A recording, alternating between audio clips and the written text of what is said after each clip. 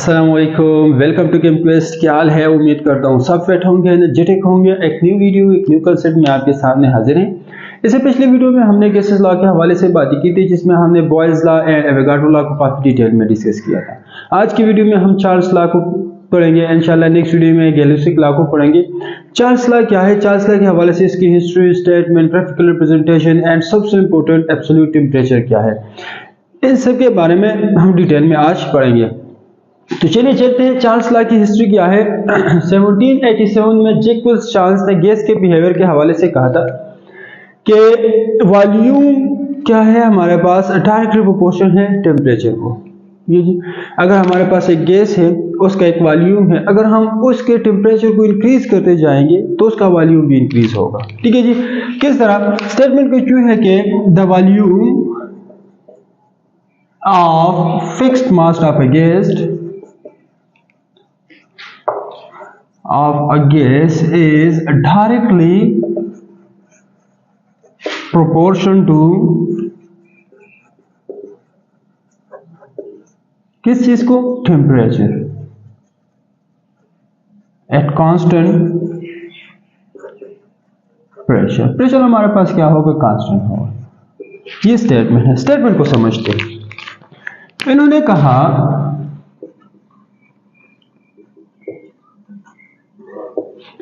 कि जो वॉल्यूम है fix mass of A gas, mass fix होगा, सही है, वो क्या है? डायरेक्टली प्रोपोर्शनल है किस चीज को? टेम्परेचर को।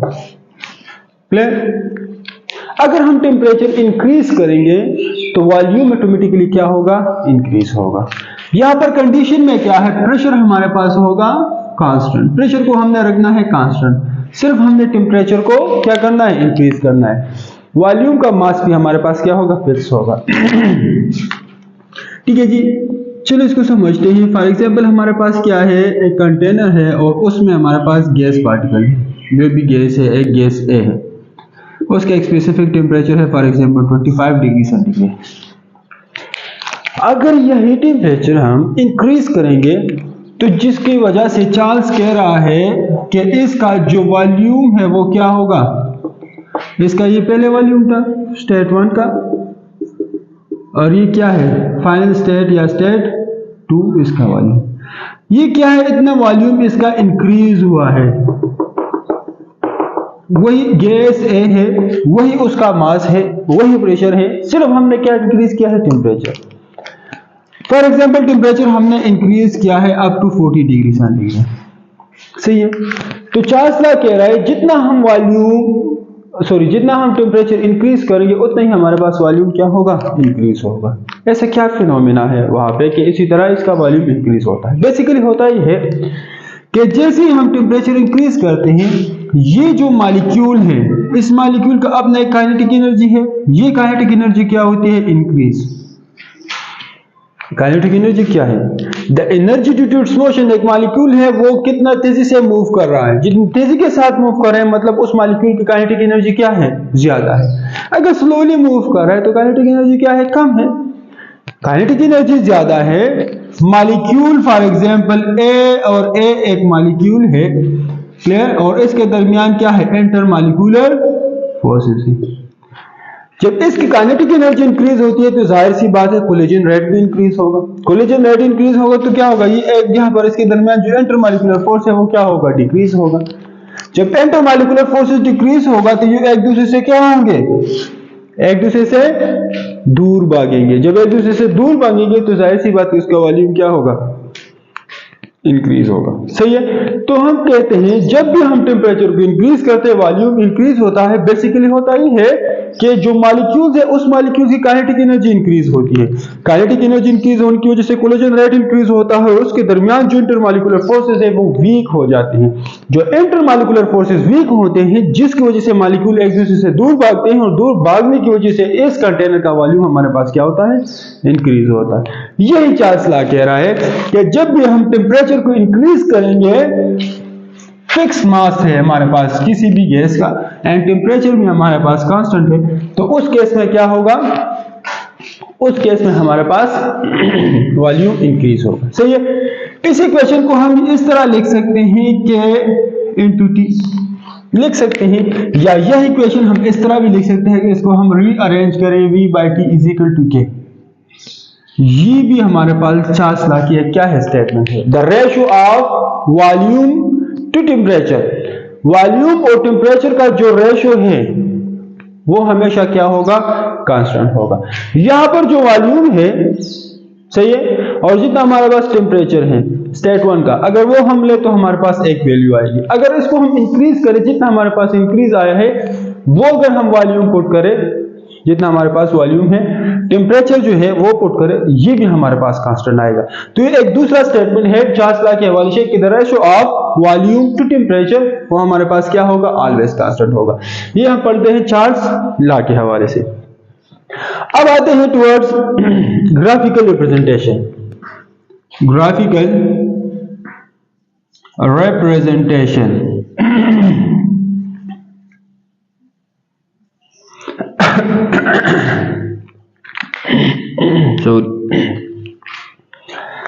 ग्राफिकल रिप्रेजेंटेशन की तरफ आते हैं। यह हमारे पास क्या है, हमने ड्रा किया है। फॉर एग्जांपल यहां पर हम ले रहे हैं टेम्परेचर,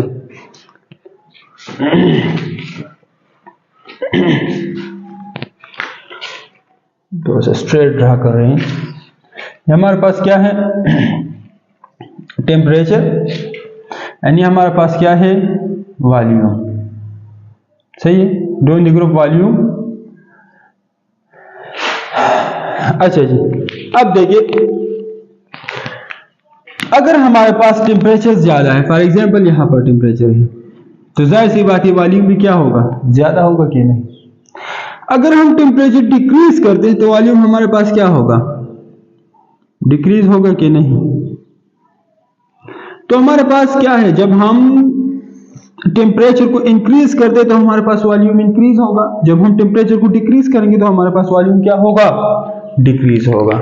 क्योंकि यहां पर लिखा है टेम्परेचर और वॉल्यूम एक दूसरे को डायरेक्टली प्रोपोर्शन है। सिर्फ टेम्परेचर इंक्रीज करने से वॉल्यूम इंक्रीज नहीं हो रहा, बल्कि डिक्रीज होने से वॉल्यूम डिक्रीज भी हो रहा है। तो एक खास हद तक चार्ल्स ने यहां तक ग्राफ ड्रा किया। फिर चार्ल्स ने इस ग्राफ को एक्सट्रापोलेट किया। उन्होंने जब एक्सट्रापोलेट किया तो यहां पर एक वैल्यू आई -273.16 केल्विन। ये इसकी टेम्परेचर क्या है, केल्विन स्केल में। तो उन्होंने कहा कि ये जो टेम्परेचर है -273.16, ये इंतहाई इंपॉर्टेंट है, और इसको इन्होंने कहा एब्सोल्यूट टेम्परेचर। एब्सोल्यूट टेम्परेचर कौन सा टेम्परेचर है, वो टेम्परेचर जिस पे किसी भी गैस का वॉल्यूम जीरो होता है। मतलब यहां तक आने के लिए जितने भी गैस है वो टोटली कन्वर्ट होते हैं किस चीज में, लिक्विड में। मतलब इस टेम्परेचर पर ऐसा कोई भी गैस नहीं है जो गैस फेज में एग्जिस्ट करता है, बल्कि वो कन्वर्ट होता है किस चीज में, लिक्विड फेज में। सही है जी। तो अगर यहां पर एक और भी बात है, केल्विन के ऊपर हम डिग्री भी नहीं लिखते। डिग्री इसी वजह से नहीं लिखते कि जितने भी गैसेस हैं वो सारे के सारे कन्वर्ट होते हैं इसी टेम्परेचर पे किस चीज में, लिक्विड में, गैसेस लिक्विड में करना, जिसकी वजह से हमारे पास क्या है, इसको हम एब्सोल्यूट टेम्परेचर कहते हैं। एब्सोल्यूट टेम्परेचर जो है वो हमारे पास जीरो, चलो उस साइड पे लिखते हैं।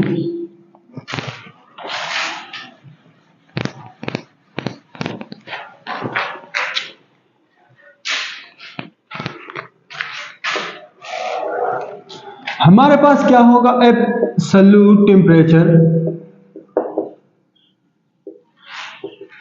ये केल्विन नहीं होगा, ये डिग्री सेंटीग्रेड होगा, ये डिग्री सेंटीग्रेड होगा, सॉरी। एब्सोल्यूट टेम्परेचर हमारे पास क्या है, 0 केल्विन है या -273.16 क्या है, डिग्री सेंटीग्रेड। इसको करेक्ट कर ले, ये केल्विन नहीं है, डिग्री सेंटीग्रेड। अगर हम फ़ारेनहाइट में जाए तो -459 डिग्री फ़ारेनहाइट, ये फ़ारेनहाइट स्केल वाले एब्सोल्यूट टेम्परेचर है, ये केल्विन स्केल पर है, और ये डिग्री सेंटीग्रेड सेल्सियस स्केल पर है। सही है जी। यहां पर एक पॉइंट है कि अगर हम क्या करें, वॉल्यूम को इंक्रीज करें या डिक्रीज करें तो क्या होगा। कितना हमारे पास इंक्रीज आएगा और कितना हमारे पास डिक्रीज आएगा। ये एब्सोल्यूट टेम्परेचर के हवाले से आगे बात करेंगे। हम कहते हैं the volume of fixed mass of a gas increases or decreases by 1/273 parts। इतने पार्ट्स में या इंक्रीज होगा या डिक्रीज होगा from its original volume at 0 degree centigrade by rise or fall of each degree. Absolute temperature के हवाले से हम एक बात करते हैं कि अगर हम टेम्परेचर इंक्रीज करते हैं या टेम्परेचर डिक्रीज करते हैं तो कितना वॉल्यूम इंक्रीज होगा या कितना वॉल्यूम हमारे पास डिक्रीज होगा। तो यहां पर उन्होंने लिखा है कि अगर हमारे पास एक गैस है उसका मास फिक्स्ड है तो इसका वॉल्यूम कितना इंक्रीज होगा। इसका जो 0 डिग्री सेंटीग्रेड पर है, ये पॉइंट जरूर नोट कर लें, जो हमारे पास 0 डिग्री सेंटीग्रेड पर ओरिजिनल वॉल्यूम है, उस 0 डिग्री सेंटीग्रेड ओरिजिनल वॉल्यूम से टेम्परेचर इंक्रीज हो वॉल्यूम इंक्रीज होगा कितने 1/273 पार्ट्स 1 डिग्री इंक्रीज करने से। अगर हम 0 डिग्री सेंटीग्रेड से 1 डिग्री सेंटीग्रेड में जाते हैं तो हमने 1 डिग्री सेंटीग्रेड टेम्परेचर इंक्रीज किया है। 1 डिग्री सेंटीग्रेड टेम्परेचर इंक्रीज करने से हमारे पास जो भी ओरिजिनल वॉल्यूम है 0 डिग्री सेंटीग्रेड पे उससे 1/273 पार्ट्स वो इंक्रीज होगा। अगर हम डिक्रीज करेंगे 1 डिग्री सेंटीग्रेड तो इतना हमारे पास क्या होगा डिक्रीज होगा। चलो आगे एक्सप्लेन करते हैं, क्लियर हो जाएगा। देखिए फॉर एग्जांपल ये हमारे पास क्या है, एक वॉल्यूम है, क्लियर 0 डिग्री सेंटीग्रेड पर है, क्लियर 0 डिग्री सेंटीग्रेड पर ये वॉल्यूम क्या है। अगर इसको मैं डिवाइड करूं इक्वल पार्ट्स में, चलो सबको इक्वल पार्ट्स में डिवाइड कर रहे हैं, डिवाइड करने के बाद इसका वॉल्यूम मेरे पास आया है 273। फॉर एग्जांपल अपने आसानी के लिए मैंने लिखा है 273 सेंटीमीटर क्यूब। इसका टोटल वॉल्यूम क्या है 273 सेंटीमीटर क्यूब। ये एक जो मैंने यहां पर ड्रा किया है, ये एक पार्ट, ये दूसरा पार्ट, ये तीसरा पार्ट, ये एक पार्ट कितने के बराबर है 1/273 के। मतलब जो भी मेरे पास वॉल्यूम है, मैंने कहा कि मेरे पास वॉल्यूम क्या है 273 केल्विन, तो जब मैंने इसको टोटली डिवाइड किया तो एक जो हमारे पास इक्वल पार्ट है वो इतने के बराबर है। चलो आप लोग कह रहे हैं नहीं मैंने 273 मेरे पास नहीं है, चलो आपके पास है 100 सेंटीमीटर क्यूब। तब जब हम इसके वॉल्यूम को इक्वल पार्ट्स में डिवाइड करेंगे तो इसके जो ये एक पार्ट है ये कितने के बराबर होगा 1/100 के बराबर होगा। सही है। अब कह रहे हैं अगर हम ओरिजिनल वॉल्यूम इसका क्या है 100 सेंटीमीटर क्यूब, अगर हम इसके ओरिजिनल वॉल्यूम है उसके ओरिजिनल वॉल्यूम जो 0 डिग्री सेंटीग्रेड पर है, अगर हम 1 डिग्री सेंटीग्रेड टेम्परेचर इंक्रीज करेंगे या डिक्रीज करेंगे तो वहां पर क्या होगा, उसके जो वॉल्यूम है उसमें इंक्रीज आएगा या डिक्रीज आएगा, कितने आएगा 1/273। क्लियर। अब देखिए यही 100 सेंटीमीटर क्यूब है ना, क्लियर। हमने इसको किस चीज में कन्वर्ट करना है, याद है ना, जिस तरह मैंने ये कहा 1/273, मतलब इसको हमने 100 सेंटीमीटर क्यूब को हमने कन्वर्ट करना है 273 पार्ट्स में। इसके जो एक पार्ट है, समझ में आ रहा है बात ना, मैंने पहले 100 सेंटीमीटर को 100 पार्ट्स में डिवाइड किया तो एक पार्ट को हम क्या कह रहे थे 1/100 कह रहे। अब मैंने डिवाइड किया है 273 में, तो जो एक पार्ट है उस एक पार्ट को अब मैं क्या कहूंगा 1/273 कहूंगा। सही है। तो अब अगर यहां पर मैं फॉर एग्जाम्पल यहां पर मैं अगर टेम्परेचर इंक्रीज करूं 1 डिग्री सेंटीग्रेड तो इस वॉल्यूम में कितना इंक्रीज आएगा? इतने पार्ट, ये पार्ट जितना है ना, ये पार्ट जितना भी है, जितना भी इसका वॉल्यूम है उतना उसमें इंक्रीज आएगा। अगर मैं कहूं कि नहीं मैंने इसको 1 के बजाय 5 डिग्री सेंटीग्रेड राइज करना है तो कितने वॉल्यूम हमारे पास इंक्रीज होगा? 1 divide by 273 plus 1 divide by 273 plus x होगा तो हमारे पास आएगा 5 डिवाइड बाई 2। मतलब ये जो हमने 273 पार्ट्स में डिवाइड किया है उसके एक एक पार्ट कितना? 1 डिवाइड बाई 273 1 डिग्री सेंटीग्रेड से इंक्रीज होगा, 1 डिवाइड बाई 2 डिग्री सेंटीग्रेड 2 से इंक्रीज होगा तो 5 है तो 5 इसमें इंक्रीज आएगा। इसके लिए हम एक फार्मूला लिखते हैं आसानी के लिए, Vt is equal to V01 plus T divide by 273। ये हम एक फार्मूला लिखते हैं।